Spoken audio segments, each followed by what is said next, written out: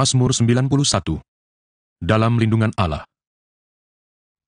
Orang yang duduk dalam lindungan yang maha tinggi dan bermalam dalam naungan yang maha kuasa akan berkata kepada Tuhan, tempat perlindunganku dan kubu pertahananku, Allahku yang kupercayai. Sungguh, dialah yang akan melepaskan engkau dari jerat penangkap burung, dari penyakit sampar yang busuk. Dengan kepaknya, ia akan menudungi engkau, di bawah sayapnya, engkau akan berlindung. Kesetiaannya, ialah perisai dan pagar tembok.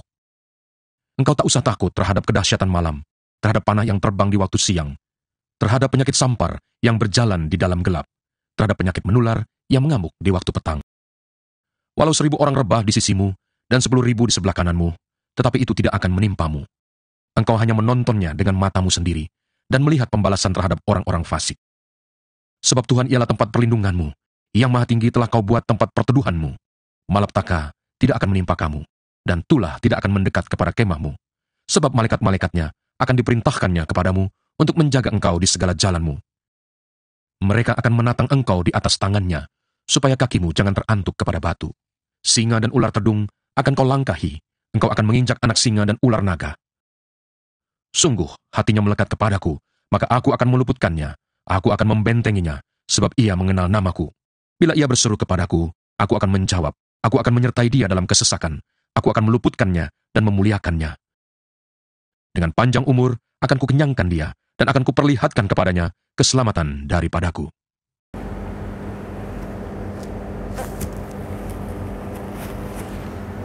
Shalom Bapak Ibu terkasih dalam Tuhan, bertemu lagi di ibadah minggu GBI Point Square minggu ini. Tetap ada dalam perlindungan Tuhan dan setia mengikuti protokol kesehatan yang dianjurkan oleh pemerintah dengan mencuci tangan, memakai masker, menjaga jarak, menghindari kerumunan, dan membatasi mobilitas. Rumah doa GBI Point Square diadakan setiap hari Sabtu pukul 7 pagi via Zoom. Kami mengundang Bapak Ibu Saudara-saudari untuk bersama-sama berjaga-jaga 1 jam saja dan ikut ambil bagian di Zoom ini. Kami mengucapkan terima kasih kepada Bapak Ibu semua yang sudah setia mengikuti KUL. Dan untuk Bapak Ibu, Saudara-saudari yang belum ikut KUL, mari sama-sama gabung ke KUL-KUL yang ada yang sudah disediakan oleh GBI Point Square.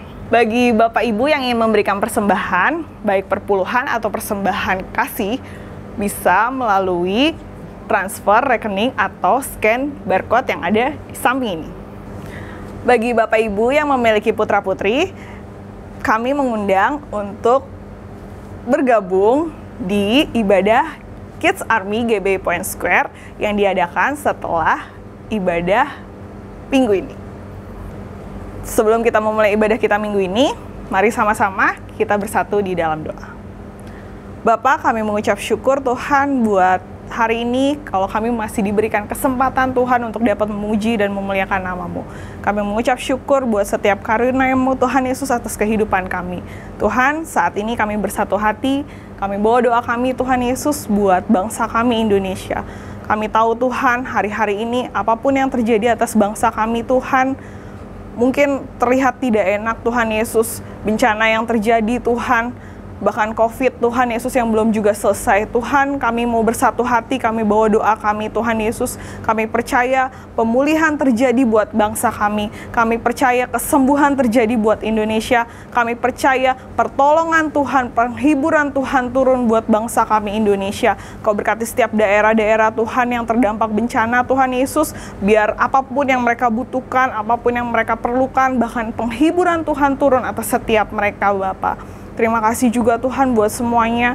Kami berdoa buat pemerintahan kami Tuhan, buat Presiden kami Bapak Joko Widodo beserta wakilnya Bapak Ma'ruf Amin, beserta pemerintahan yang ada dari pusat sampai daerah Tuhan. Kami percaya otoritas daripada-Mu turun atas setiap mereka Tuhan. Hikmat marifat-Mu, bahkan kesehatan, perlindungan Tuhan sempurna buat pemimpin-pemimpin bangsa kami Tuhan Yesus. Bahkan kejujuran juga Tuhan ada dalam hati mereka Bapa.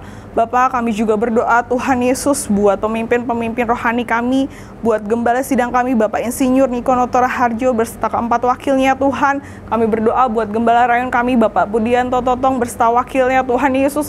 Kami juga berdoa buat gembala terkasih kami di tempat ini Bapak Pendeta Suardi beserta wakil dan staf pengembalaan yang ada Tuhan. Kami percaya Tuhan hamba-hamba-Mu ada dalam perlindungan-Mu. Setiap apapun Tuhan pelayanan yang mereka lakukan, mereka kerjakan, semuanya Tuhan boleh seturut dengan kehendak-Mu. Terima kasih Bapa yang baik, terima kasih buat semuanya Tuhan Yesus. Kami juga berdoa buat setiap umat-Mu Tuhan, jemaat-jemaat-Mu Tuhan Yesus yang sedang menonton tayangan ini Bapa. Apapun keadaan mereka, apapun yang mereka perlukan, bahkan apapun kondisi mereka saat ini Tuhan, kami percaya perlindungan Tuhan nyata buat setiap mereka. Ada kekuatan yang baru, ada penghiburan yang baru, ada kesembuhan yang baru, dan ada berkat yang baru yang Tuhan curahkan buat setiap umat-umat-Mu Tuhan Yesus. Terima kasih Bapa yang baik buat semuanya Tuhan. Bahkan kiranya Tuhan firman yang boleh kami dengar hari ini Tuhan itu boleh memberkati kami, itu boleh menguatkan kami. Tuhan berkati hamba-Mu yang akan membawakan firman-Mu juga Tuhan Yesus. Dan biar semuanya Tuhan itu boleh menjadi rema dalam kehidupan kami dan semua hanya untuk kemuliaan nama-Mu saja Tuhan Yesus. Terima kasih Bapa yang baik, terima kasih Tuhan. Kami siap Tuhan memulai ibadah kami di dalam nama Tuhan Yesus. Kami sudah berdoa dan ucap syukur. Haleluya. Amin. Selamat beribadah. Tuhan Yesus memberkati. Mari kita deklarasikan Pentakosta ketiga. 1. Pentakosta ketiga adalah pencurahan Roh Kudus yang dahsyat di zaman now, melebihi yang terjadi di Azusa Street. 2. Pentakosta ketiga akan mengakibatkan penuaian jiwa yang terbesar dan yang terakhir sebelum Tuhan Yesus datang kembali. 3. Pentakosta ketiga akan membangkitkan generasi Yeremia, yaitu anak-anak muda yang dipenuhi Roh Kudus, cinta mati-matian kepada Tuhan Yesus, tidak kompromi terhadap dosa, dan akan bergerak untuk memenangkan jiwa. 4. Pentakosta ketiga lahir di Indonesia dan bergerak ke bangsa-bangsa. Gerakan ini dari timur ke barat dan akan kembali ke Yerusalem. 5. Pentakosta ketiga akan memberikan kuasa untuk menyelesaikan amanat agung dan setelah itu Tuhan Yesus datang kembali. Amin. Mari kita perkatakan visi rayon 1H, menjadi keluarga kerajaan Allah yang memenangkan jiwa-jiwa dan berdampak bagi dunia. Amin. Shalom Bapak Ibu Saudara, kita terus percaya dan perkatakan bahwa tahun 2021 adalah tahun integritas. Apabila kita berbicara tentang integritas, ada satu teladan yang perkataan, hati, dan tindakannya selaras. Pribadi spesial inilah yang menjadi tema Voice of Pentecost hari ini, yaitu Jesus, the man of integrity. Bagi orang percaya, membangun integritas sama halnya dengan hidup sama seperti Yesus telah hidup. Mari kita lihat apa saja yang Yesus lakukan. Yang pertama, perkataan dan tindakan Yesus. Sekalipun Yesus sedemikian sempurna, tidak semua orang itu menyukainya. Banyak yang ingin mendengar khotbah Yesus justru untuk menjebaknya. Mereka berusaha mencari-cari kesalahan Yesus. Akan tetapi pada akhirnya perkataan Yesus tidak pernah dapat dibantah. Mengapa demikian? Karena Yesus selalu mempraktekkan apa yang ia katakan. Yesus tidak hanya jago khotbah, tetapi dia melakukan dan menghidupi firman. Dalam Matius 23 ayat 3, Yesus menyindir ahli-ahli Taurat dengan mengatakan kepada orang banyak, "Sebab itu, turutilah dan lakukanlah segala sesuatu yang mereka ajarkan kepadamu. Tetapi janganlah kamu turuti perbuatan-perbuatan mereka, karena mereka mengajarnya tetapi tidak melakukannya." Yang kedua, sumber perkataan dan tindakan Yesus. Dalam Yohanes 12 ayat 49, Yesus mengatakan demikian, "Sebab aku berkata-kata bukan dari diriku sendiri, tetapi Bapa yang mengutus aku. Dialah yang memerintahkan aku untuk mengatakan apa yang harus aku katakan dan aku sampaikan." Selama hidupnya di bumi, Yesus tidak pernah mengatakan sesuatu dari dirinya sendiri. Ia sungguh-sungguh memastikan bahwa semua perkataan dan tindakannya itu bersumber dari Bapa. Dia tidak mengatakan sesuatu untuk kepentingannya pribadi, tetapi untuk kerajaan Allah. Yesus juga selalu memastikan bahwa semua yang dia lakukan sesuai dengan kehendak Bapa. Dengan cara demikian, Yesus sungguh-sungguh menjaga integritasnya. Yang ketiga, aplikasi perkataan dan tindakan Yesus. Kita sudah melihat bagaimana Yesus sungguh-sungguh menjadi man of integrity. Di dalam Alkitab, ada beberapa tindakan Yesus dalam mengaplikasikan kehidupan yang berintegritas. Pertama, ketika menghadapi pencobaan, Yesus menolak untuk mengubah batu menjadi roti. Bukan masalah sanggup atau tidak sanggup, tetapi karena ini adalah rencana iblis. Ingat saudara, Yesus hanya mau melakukan kehendak Bapa. Kedua, menghadapi yang membutuhkan. Yesus tidak membeda-bedakan orang ketika memberikan pertolongan. Ketika ada seorang perempuan non-Yahudi yang memohon dengan sangat agar anaknya disembuhkan, Yesus tetap memberi pertolongan. Ketiga, menghadapi yang menjebak. Sepanjang perjalanan pelayanan Yesus sering dibanjiri dengan pertanyaan-pertanyaan jebakan. Tetapi Yesus selalu dapat menjawab dengan sangat tepat. Hal ini terjadi karena Yesus sungguh-sungguh berkata-kata hanya dari Bapa. Keempat, menghadapi yang berdosa. Ketika Yesus disalib, ia masih sempat berdoa dengan tulus kepada Bapa, sesuai dengan apa yang dia ajarkan selama ini mengenai pengampunan. Doanya, ya Bapa, ampunilah mereka sebab mereka tidak tahu apa yang mereka perbuat. Ini berarti Yesus tetap memegang integritasnya bahwa pengampunan tersedia bagi semua orang yang meminta ampun. Sekalipun bagi mereka yang menyalibkan Yesus. Bapak Ibu Saudara, integritas adalah sesuatu yang dibangun. Oleh sebab itu, sesuai dengan visi yang Tuhan sudah beri bagi gereja kita, mari sepanjang tahun ini kita membangun integritas dengan cara hidup seperti Yesus telah hidup. Saudara, untuk penjelasan lebih lengkapnya dari tim teologi kami, silakan membuka link yang ada di atas atau scan QR Code yang tersedia. Salam integritas. Tuhan Yesus memberkati. Haleluya. Selamat pagi, shalom Bapak Ibu Jemaat Tuhan yang ada di rumah, yang ada di studio dan di mana-mana. Kita bersyukur kita boleh ada lagi di hari ini, di tahun yang baru. Kita bersyukur bahwa pemeliharaan Tuhan sempurna bagi semua kita. Dan saya percaya terus kita sehat, kita kuat karena Yesus selalu ada bersama dengan kita. Haleluya. Puji Tuhan. Untuk itu mari sebelum kita mau beraktivitas sepanjang hari ini, sama-sama kita mau menikmati persekutuan pribadi kita. Bersekutu juga bersama dengan keluarga. Kita mau menikmati hadirat Tuhan pagi ini. Haleluya. Sebelumnya mari kita berdoa. Bapa, kami bersyukur pagi hari ini. Apapun yang terjadi dalam hidup kami, ada Yesus yang kami selalu seru-seru di dalam hidup kami. Kami bersyukur Bapa. Kami ada di tahun yang baru. Ada sesuatu yang baru lagi akan kami nikmati bersama dengan Tuhan. Terima kasih Bapak yang baik. Kami siap memuji Tuhan. Mari sama-sama Bapak Ibu di rumah dan semua kami yang percaya dan mau terus memuji Tuhan. Sama-sama kita berkata, amin. Haleluya. Dengan sukacita, apapun yang terjadi di luar sana Bapak Ibu, mari berserulah kepada Yesus. Yesus tidak pernah meninggalkanmu. Amin.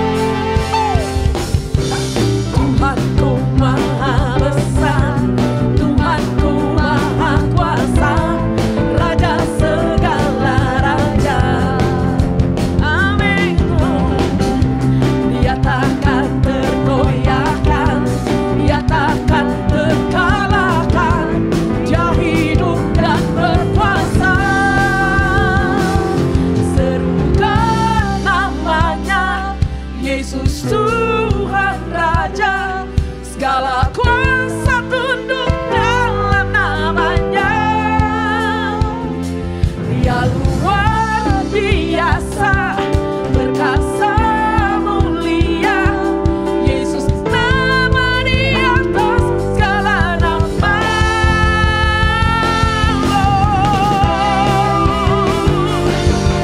Yesus nama di atas segala nama. Amin. Mari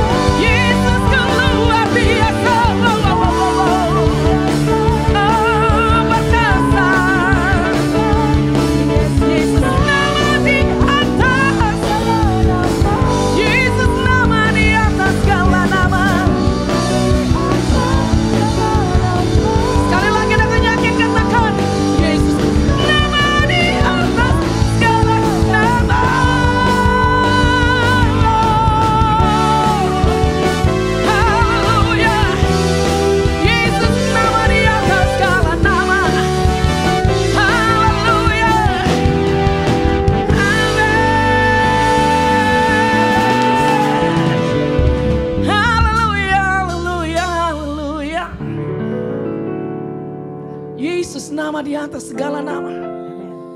Haleluya. Dan kami mau menikmati hadirat-Mu. Kami mau menikmati, sebab hanya nama Yesus yang beri kami kekuatan. Hanya nama Yesus yang berikan kami kekuatan, kesembuhan. Haleluya. Inilah saat bagi setiap kami untuk mencari hadirat-Mu.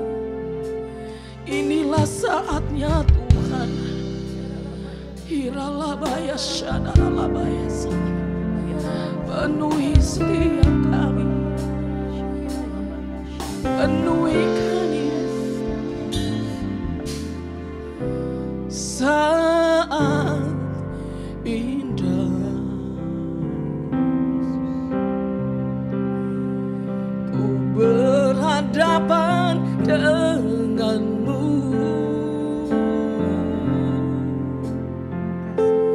Memandang wajah-Mu, Yesus kekasih jiwaku.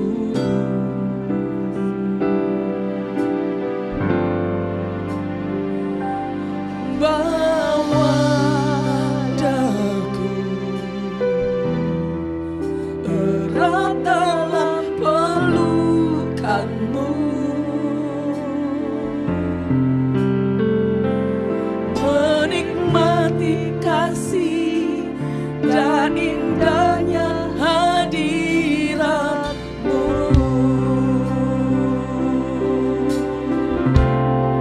Sekali lagi katakan, saat indah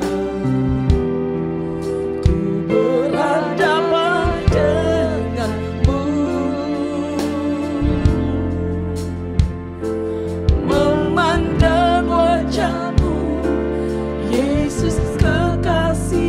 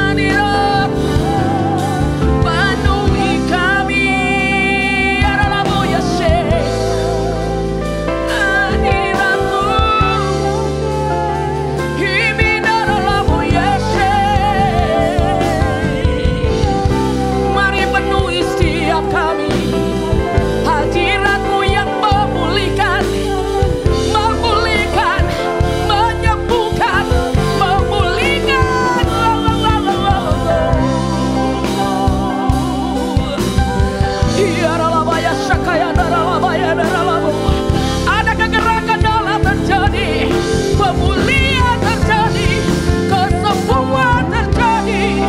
Udah nama Yesus. Haleluya. Yesus sanggup, Yesus sanggup, Yesus sanggup memulihkan kami. Kami punya Tuhan yang besar, yang ajaib, yang besar, yang ajaib, yang besar. Ia adalah Yesus.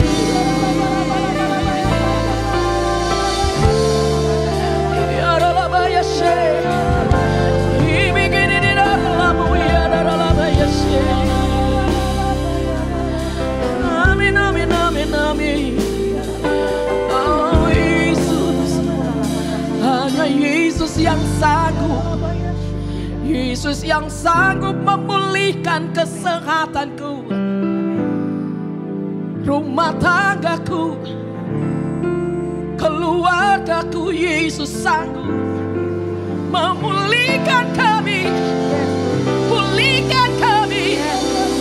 Ya dalam Yesus, kami tangkapi Tuhan, kami pegang Tuhan.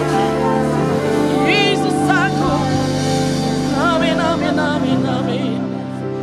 Bagi Tuhan tidak ada perkara yang mustahil.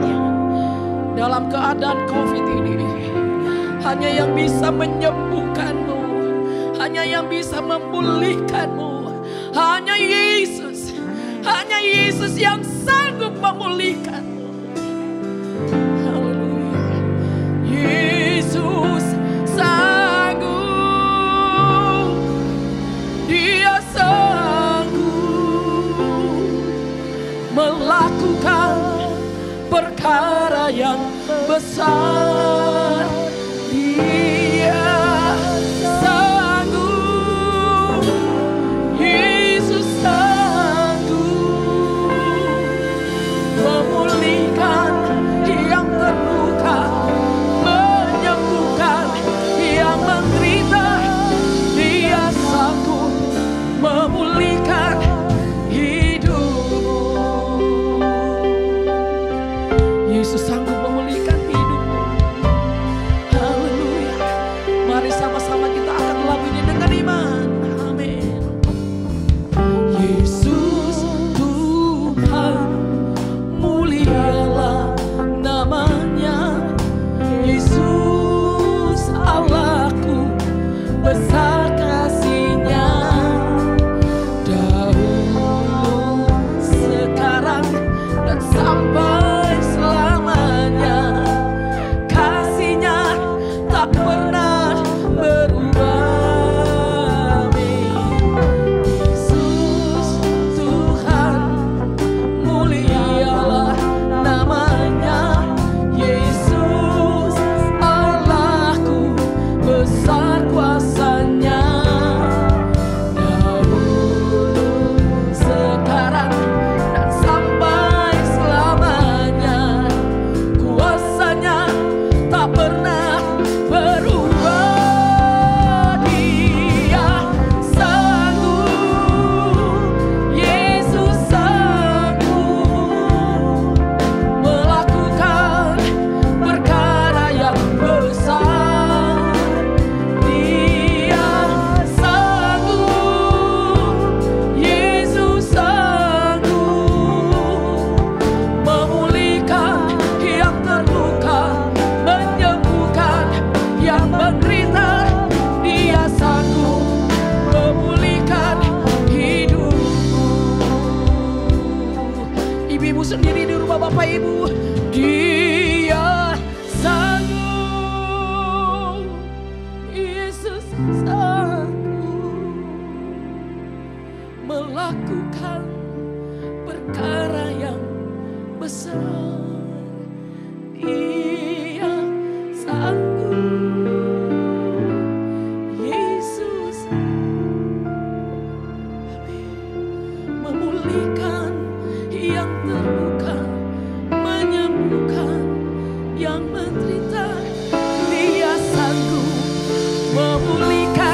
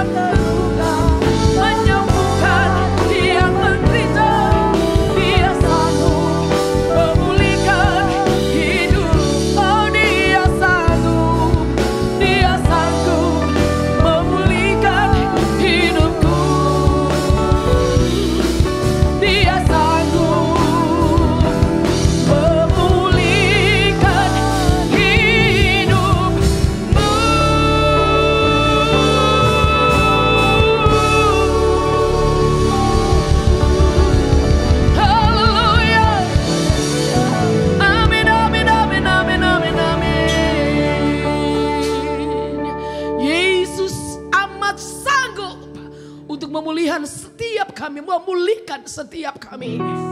Kami tahu kami akan mendengarkan kebenaran firman Tuhan saat ini. Dan melalui kebenaran firman Tuhan hari ini, saat ini, pagi ini akan memulihkan setiap kami. Yang sakit akan berkata, aku sembuh. Yang terikat akan berkata, aku dipulihkan. Semua kami menikmati pemulihan karena Yesus sanggup. Berbicaralah bagi kami. Bapa, apa lagi yang harus kami lakukan? Berbicaralah melalui hamba-Mu. Karena semua kami, baik kami di studio, semua kami di rumah menikmati kebenaran firman-Mu. Dan hanya dalam nama Yesus Kristus, yang Bapak Ibu semua yang mendengarkan kebenaran firman Tuhan, sama-sama kita berkata, amin. Puji Tuhan, Tuhan Yesus memberkati Bapak Ibu. Mari sebelum kita dengar firman Tuhan, kita sama-sama berdoa dulu. Bapa yang kami sembah dalam nama Tuhan Yesus, Engkau Allah yang hidup, yang ajaib, yang dahsyat. Kami ucap syukur sampai detik ini Engkau masih pelihara kami, melindungi kami, memberkati kami. Berikan kesehatan yang baik pada kami. Sehingga Tuhan, hari ini Tuhan kami dapat datang dalam hadirat-Mu untuk mendengar pesan-pesan-Mu Tuhan. Engkau urapi kami semua Tuhan yang berada dimanapun juga saat ini sedang mengikuti online ini, di rumah-rumah, di dalam perjalanan, dimanapun juga Tuhan umat-Mu saat ini. Engkau mengurapi mereka, hadirat-Mu memenuhi setiap mereka, lawat mereka, jamah mereka. Engkau juga mengurapi hamba-Mu Tuhan yang Kau utus untuk menyampaikan isi hati-Mu Tuhan. Mari Roh Kudus penuhi kami. Di dalam nama Tuhan Yesus Kristus kami sudah berdoa mengucap syukur. Haleluya. Amin. Shalom saudara-saudara yang dikasihi Tuhan Yesus. Kita patut ucap syukur. Hari ini kita bisa untuk beribadah. Dan juga kita bisa mendengar sebagian firman Tuhan. Di mana Tuhan telah menuntun kita masuk di tahun 2021. Kita tahu tahun 2020 begitu banyak masalah kita harus hadapi, khususnya pandemi COVID ini. Syukur bagi Tuhan, sehingga saat ini kita bisa sama-sama untuk mendengar sebagian firman Tuhan. Tuhan telah menuntun kita lewat gembala sidang kita. Di tahun 2021 ini dikatakan adalah tahun integritas. Saya percaya sepanjang tahun ini Tuhan akan berbicara kepada kita tentang bagaimana kita menjalankan hidup ini yang berintegritas. Tokoh utama dalam keteladanan integritas ini adalah Tuhan Yesus sendiri. Karena Dia adalah Allah. Keteladanan dalam hidup kita itu hanya kita lihatnya Tuhan Yesus. Tuhan Yesus adalah the man of integrity. Arti sederhana dari integritas adalah apa yang kita pikirkan dalam hati kita dan kita perkatakan dan kita lakukan itu sama. Itu arti sederhana dari integritas. Salah satu harta dalam hidup manusia yang paling berharga itu adalah integritas. Jika saudara memilikinya, jangan pernah saudara berkompromi untuk melepaskannya.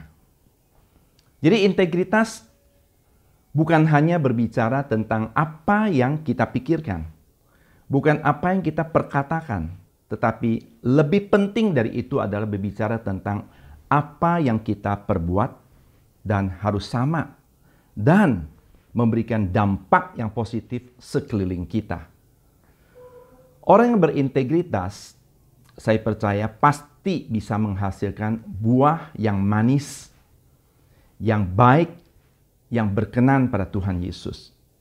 Seperti pohon dikenal dari buahnya. Alkitab mencatat di Lukas 6 ayat 43 dan 44 firman Tuhan mengatakan gini. Karena tidak ada pohon yang baik yang menghasilkan buah yang tidak baik. Dan juga tidak ada pohon yang tidak baik menghasilkan buah yang baik. Sebab setiap pohon dikenal pada buahnya. Integritas juga tidak bisa diwariskan atau diturunkan berdasarkan DNA. Contoh, jika orang tua kita berintegritas, belum tentu anaknya otomatis berintegritas. Integritas dalamnya itu mengandung kebenaran, kejujuran, dan keteladanan.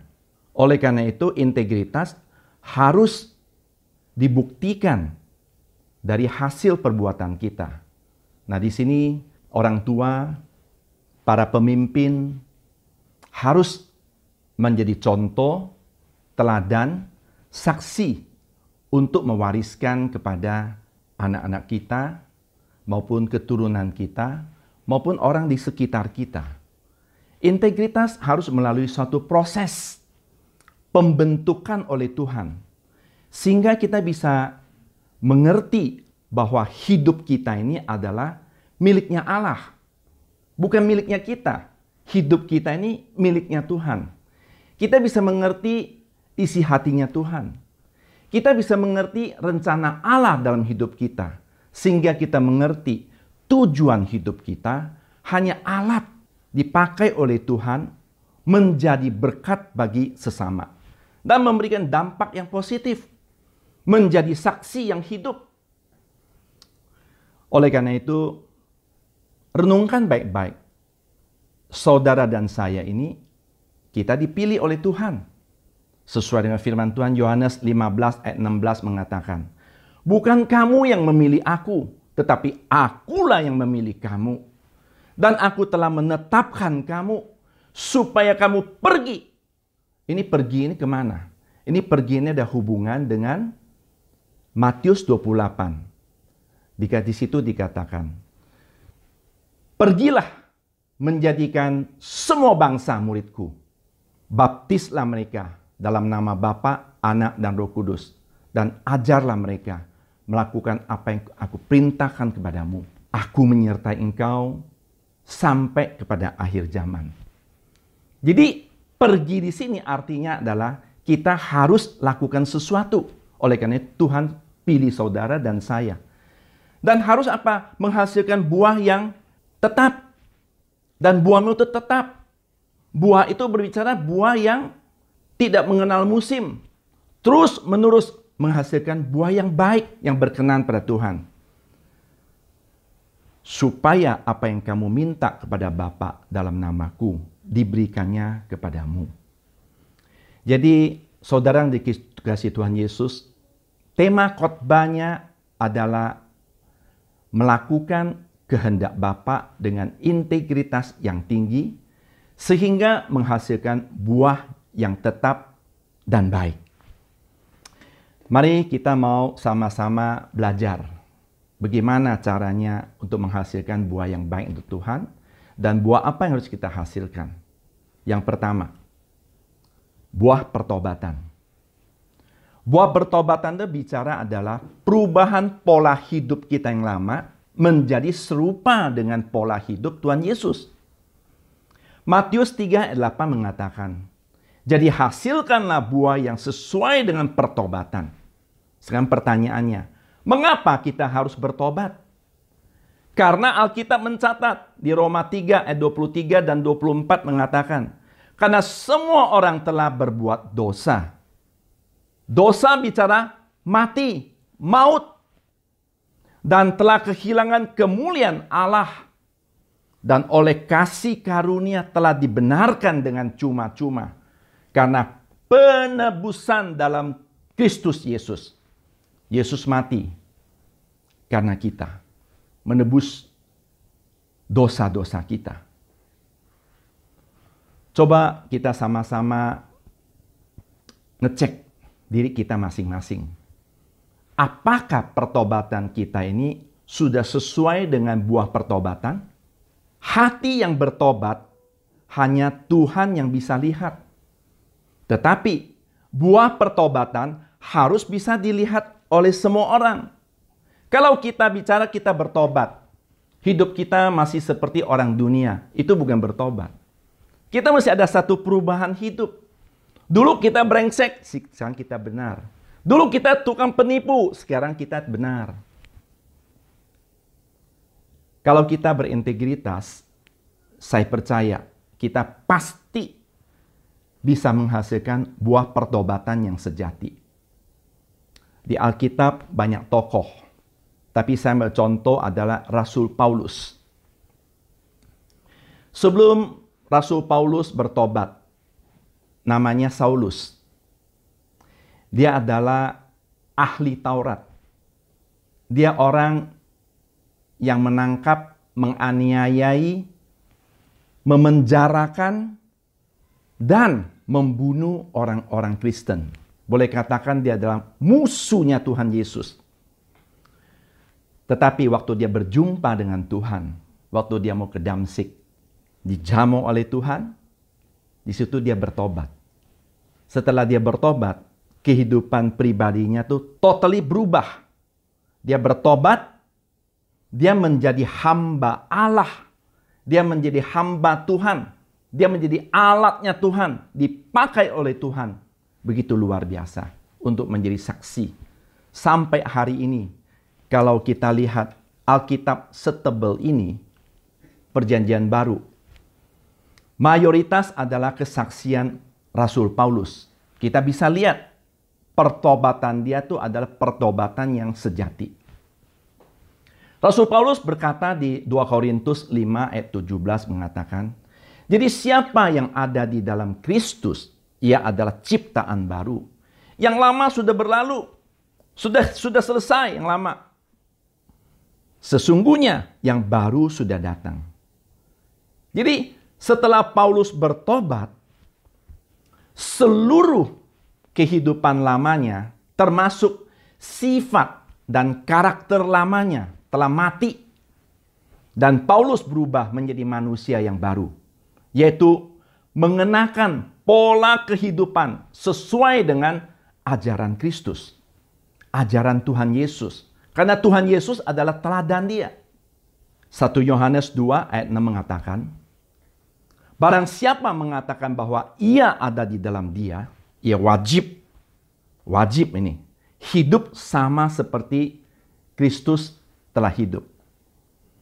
Untuk bisa menghasilkan buah pertobatan yang sejati, kita harus dimulai dengan pengenalan akan Allah yang benar dan berani membayar harga. Karena untuk meninggalkan cara hidup yang lama itu tidak mudah. Itu harus ada satu perjuangan untuk meninggalkan kehidupan kedagingan kita.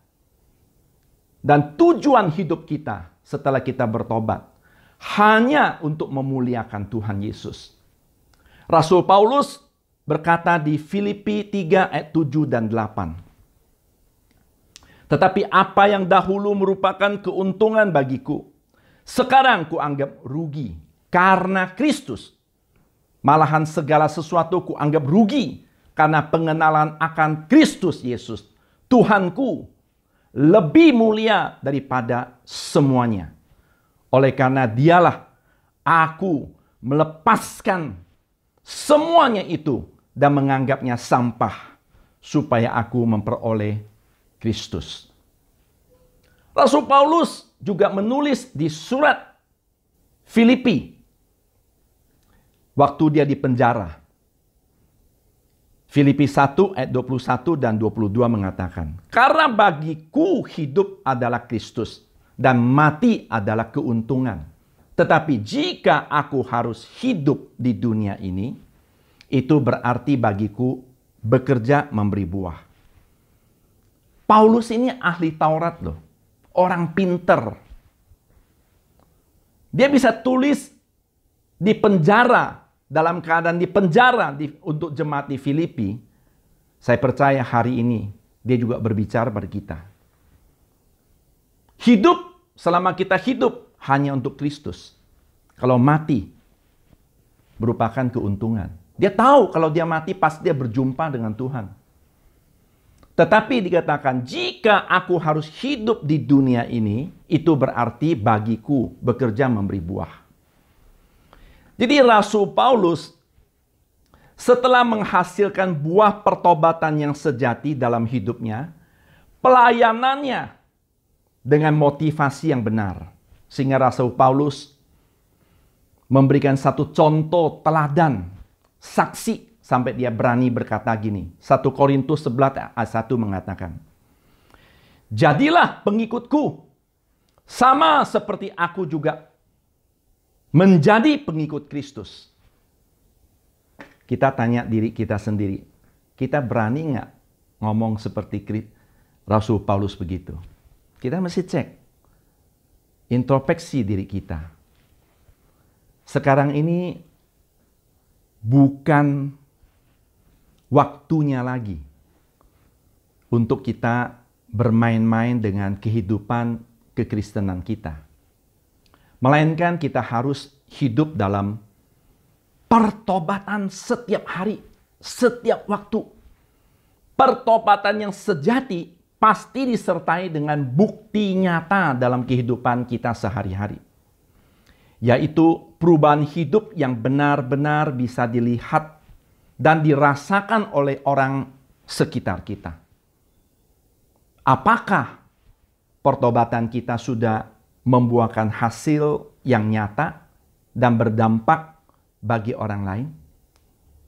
Saudara yang dikasihi Tuhan Yesus, saya sampai hari ini, sejak menjadi hamba Tuhan, sampai hari ini, setiap pagi pasti saya berdoa.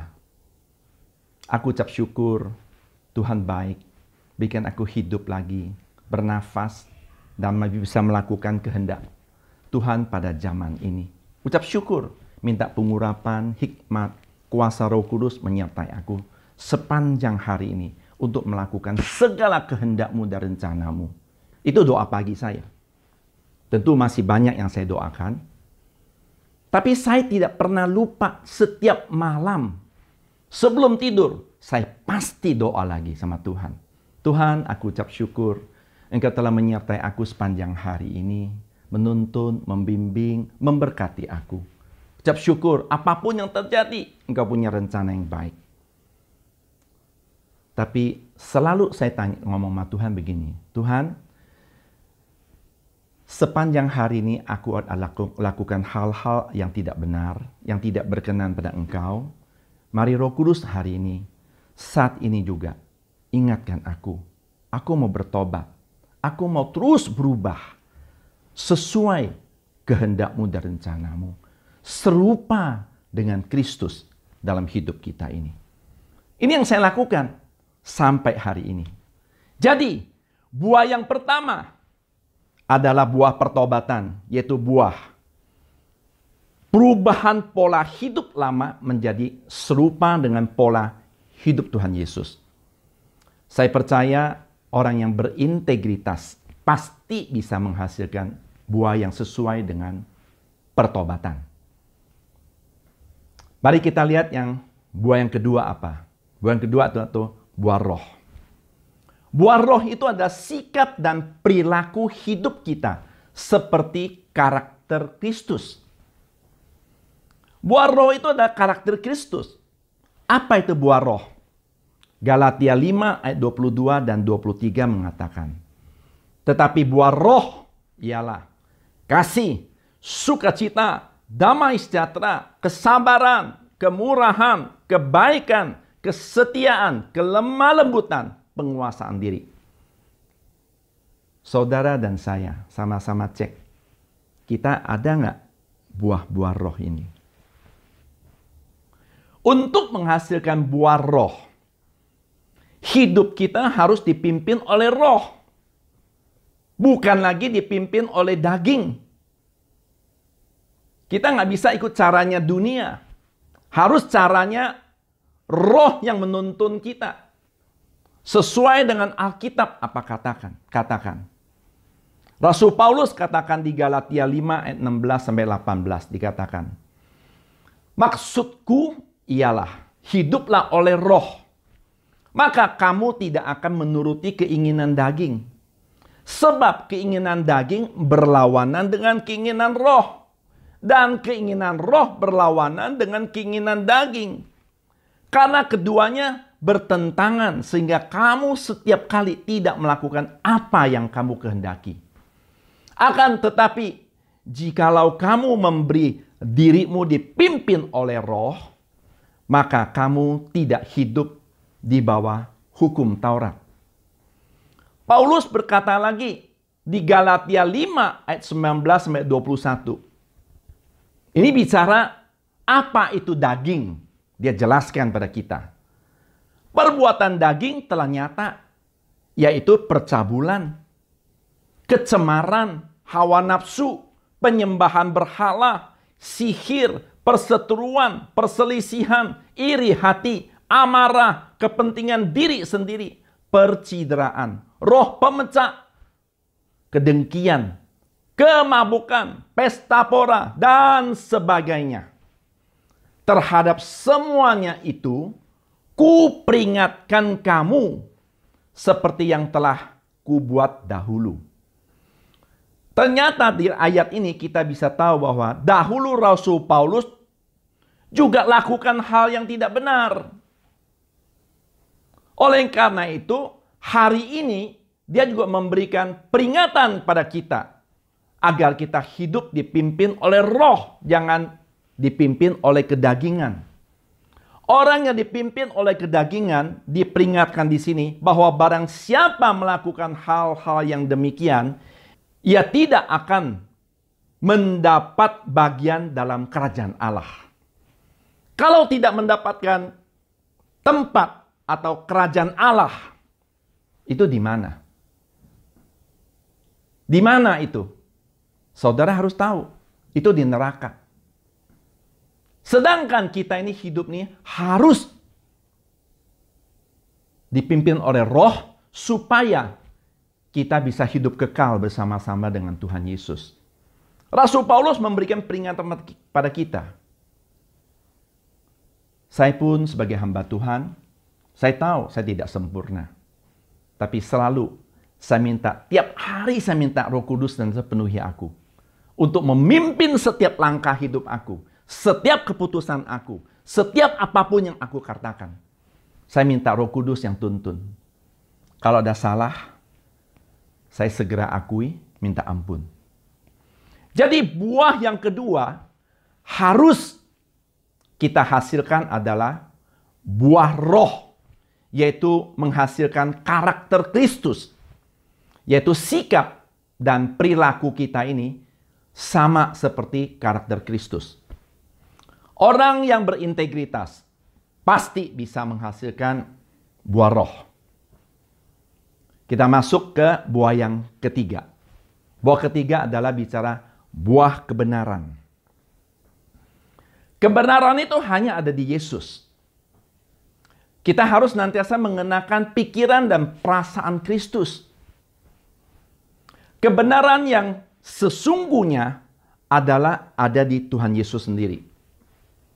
Kalau kebenaran manusia bukan kebenaran sejati, tetapi kebenaran diri sendiri.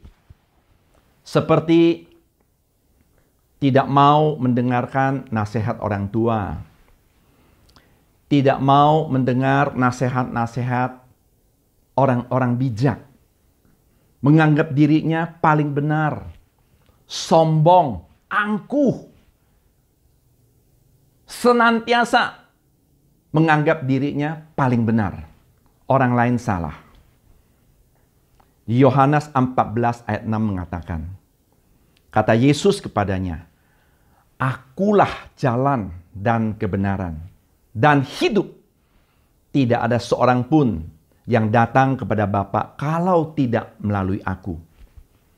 Saudara yang dikasihi Tuhan Yesus, kebenaran hanya ada dalam Tuhan Yesus karena Ia adalah Allah sendiri. Saya banyak dengar di dalam masa pandemi ini, kita banyak di rumah, berkumpul dengan istri, dengan anak, dengan mantu, dengan cucu. Banyak ada di rumah. Justru Tuhan izinkan terjadi ini agar supaya keluarga demi keluarga lebih harmonis. Pemulihan demi pemulihan terjadi. Tapi kenyataannya tidak demikian. Karena pandemi ini banyak terjadi pertengkaran, KDRT, hingga sampai terjadi perceraian. Ini karena masing-masing membenarkan diri sendiri. Padahal dalam Efesus 5 jelas di situ dikatakan, suami harus mengasihi istri. Istri harus hormati, tunduk pada suami. Anak-anak harus menghormati Tuhan, menghormati orang tua. Jadi kalau kita tidak mengenakan pikiran dan perasaan Kristus dalam hidup kita, sesuai dengan Filipi 2 ayat 5 mengatakan, hendaklah kamu dalam hidupmu bersama menaruh pikiran dan perasaan yang terdapat juga dalam Kristus Yesus.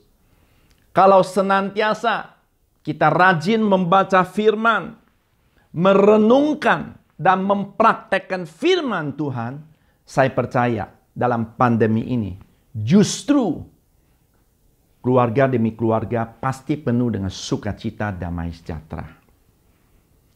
Tidak mungkin terjadi namanya pertengkaran. Tidak mungkin terjadi KDRT. Tidak mungkin terjadi perceraian. Pasti terjadinya adalah penuh dengan sukacita, damai sejahtera. Sesuai dengan Yesaya 32 ayat 17 mengatakan, di mana ada kebenaran, di situ akan tumbuh damai sejahtera. Dan akibat kebenaran ialah ketenangan dan ketentraman untuk selama-lamanya. Saya juga setiap hari berdoa sama Tuhan Yesus. Tuhan, ajar aku melihat seperti Engkau melihat. Ajar aku berpikir seperti Engkau berpikir, Tuhan. Ajar aku merasakan seperti Engkau merasakan, Tuhan. Agar aku dapat menjalankan hidup ini dengan hati yang bijaksana, penuh dengan tanggung jawab dan takut akan Tuhan. Itu yang saya doakan. Setiap kita kalau mengenakan pikiran dan perasaan Kristus, pasti akan menghasilkan buah kebenaran. Kebenaran itu hanya dalam Tuhan Yesus. Yaitu kita banyak baca, merenungkan, perkatakan, dan praktekkan firman Allah. Orang yang berintegritas pasti bisa menghasilkan buah kebenaran. Buah yang keempat, berbicara buah pekerjaan yang baik. Nah, ini kita sudah menjadi saluran berkat bagi banyak orang. Kita sama-sama mesti sepakat, mempunyai satu pengertian. Hidup orang yang sudah dipilih oleh Tuhan, hidup kita ini bukan miliknya kita lagi. Miliknya Yesus. Semua apapun yang kita kerjakan, apa itu keluarga, apa itu bisnis, usaha, pekerjaan, pelayanan, semuanya itu saya katakan miliknya Tuhan. Kita hanya sebagai alatnya, partnernya, sahabatnya. Anak-anak Tuhan Yesus dipercayakan di tengah-tengah dunia ini melakukan kehendaknya pada zaman ini. Untuk apa? Untuk memuliakan Tuhan dan memberikan dampak yang positif sekeliling kita. Kolose 3 ayat 23 dan 24 mengatakan, apapun juga yang kamu perbuat, dengar baik-baik ya, apapun juga yang kamu perbuat, perbuatlah dengan segenap hatimu seperti untuk Tuhan dan bukan untuk manusia. Kamu tahu bahwa dari Tuhanlah kamu akan menerima bagian yang ditentukan bagimu sebagai upah. Kristus adalah Tuhan, kamu hambanya. Sering dalam kehidupan kita sebagai anak-anak Tuhan, kalau tidak diawasi, kita kerjanya asal-asalan. Tidak bertanggung jawab. Kita nggak sadar bahwa semua itu miliknya Tuhan. Kalau kita menyadari hal itu, semuanya miliknya Tuhan, kita hanya alat. Sekali lagi, kita hanya alat. Partnernya Tuhan, yang sudah dipilih oleh Tuhan. Kita punya satu tugas tanggung jawab untuk melakukan segala kehendak Tuhan dengan segenap hati kita. Seperti untuk Tuhan, bukan untuk manusia. Kita percaya upah itu datang dari Tuhan. Dan semua apapun kita lakukan itu, tujuannya hanya untuk memuliakan Tuhan dan jadi berkat bagi banyak orang. Kolose 1 ayat 10 mengatakan, sehingga hidupmu layak di hadapannya, serta berkenan padanya dalam segala hal. Dan kamu memberi buah dalam segala pekerjaan yang baik dan bertumbuh dalam pengetahuan yang benar tentang Allah. Keadaan sekarang, kalau kita bicara untuk mencari orang pinter di dunia ini banyak. Tetapi untuk mencari orang yang berintegritas tidak gampang. Saya hari ini sebagai hamba Tuhan dalam pelayanan di gereja dan juga di marketplace. Saya selalu pegang prinsip firman Tuhan dalam Kolose 3 ayat 23 dan 24. Apapun yang Tuhan percaya pada saya untuk lakukan, saya lakukan dengan sungguh-sungguh, dengan segenap hati, seperti untuk Tuhan, bukan untuk manusia. Karena saya tahu, saya hanya alat. Saya nggak mungkin bawa semua itu untuk bersama-sama dengan saya nantinya. Nggak mungkin. Semua akan ditinggalkan. Tapi kita mesti warisi hal-hal yang baik, yang positif, yang berkenan pada Tuhan selama kita hidup ini. Untuk betul-betul bisa menjadi berkat dan untuk kemuliaan Tuhan, memberikan dampak, jadi saksi untuk sekitar kita. Jadi buah yang keempat adalah buah pekerjaan yang baik, yaitu menjadi saluran berkat bagi orang lain. Orang yang berintegritas pasti bisa menghasilkan buah pekerjaan yang baik, menjadi berkat bagi orang lain. Yang terakhir, buah yang kelima. Masih ada buah yang lain, tapi kita hanya bicara 5 buah. Buah yang kelima itu berbicara buah untuk hidup yang kekal. Ini bicara memenangkan jiwa-jiwa.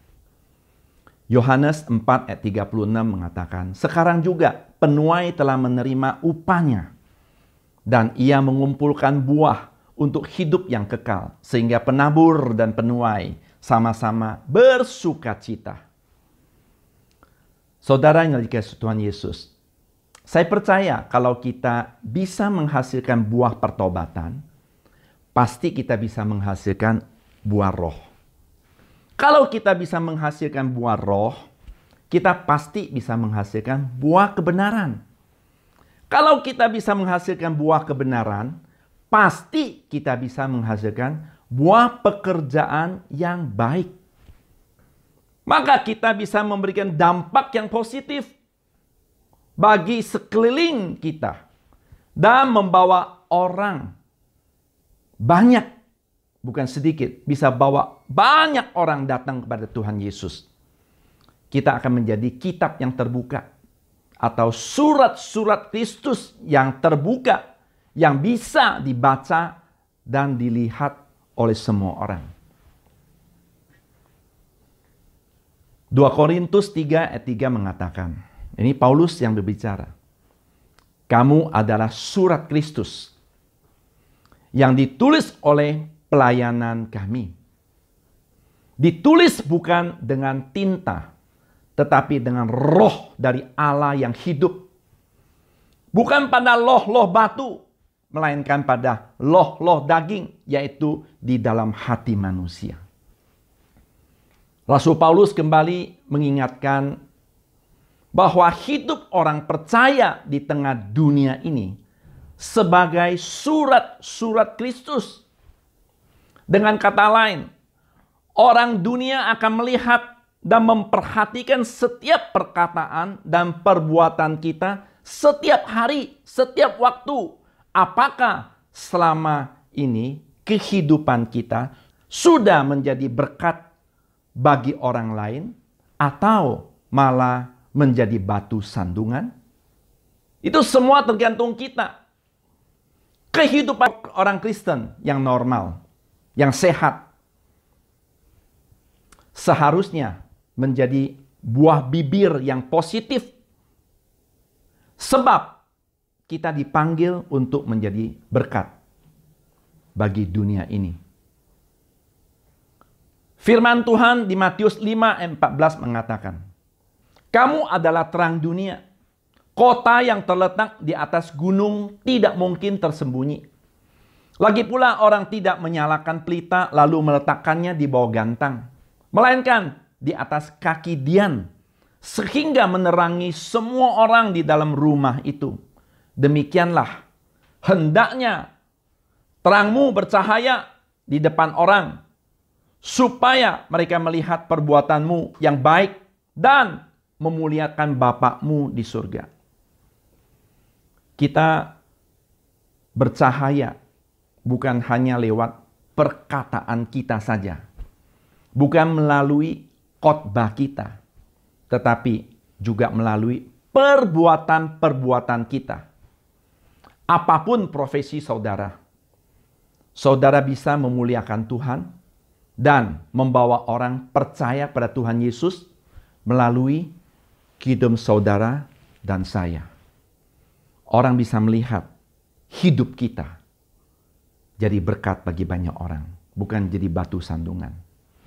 Jadi orang yang berintegritas pasti bisa menghasilkan buah jiwa-jiwa. Saya berdoa agar setiap umat Tuhan yang sudah mendengar firman Tuhan hari ini, saudara adalah orang-orang yang berintegritas, yang tinggi, dan bisa menghasilkan buah, yaitu buah sesuai dengan pertobatan, buah roh, buah kebenaran, dan buah pekerjaan yang baik. Melalui hidup saudara dan saya, kita bisa menghasilkan buah jiwa-jiwa melalui hidup kita. Mari, saat ini saya mau untuk berdoa untuk saudara. Angkat tangan kita. Bapa Surgawi, hamba-Mu telah selesai berbicara. Tapi hamba-Mu sangat percaya setiap firman yang ditaburkan hari ini tidak akan kembali dengan sia-sia. Engkau akan terus berkarya dalam kehidupan umat-Mu yang telah mendengar firman ini. Engkau terus membentuk, memproses, menuntun, membimbing, mengajari setiap umat-Mu saat ini sedang mendengarkan ibadah online ini. Dimanapun juga mereka, Tuhan. Lawatan-Mu, jamahan-Mu, urapan-Mu turun atas setiap mereka. Sehingga mereka mengerti isi hati-Mu, kehendak-Mu dan rencana-Mu, dan juga mengerti tujuan hidup mereka. Hanya sebagai alat untuk kemuliaan nama besar Engkau. Melalui hidup mereka, mereka berintegritas yang tinggi, menghasilkan buah, itu buah pertobatan, buah roh, buah kebenaran, buah pekerjaan yang baik, dan buah jiwa-jiwa untuk kemuliaan nama besar Engkau. Terima kasih Tuhan, Engkau baik. Syukur bagimu.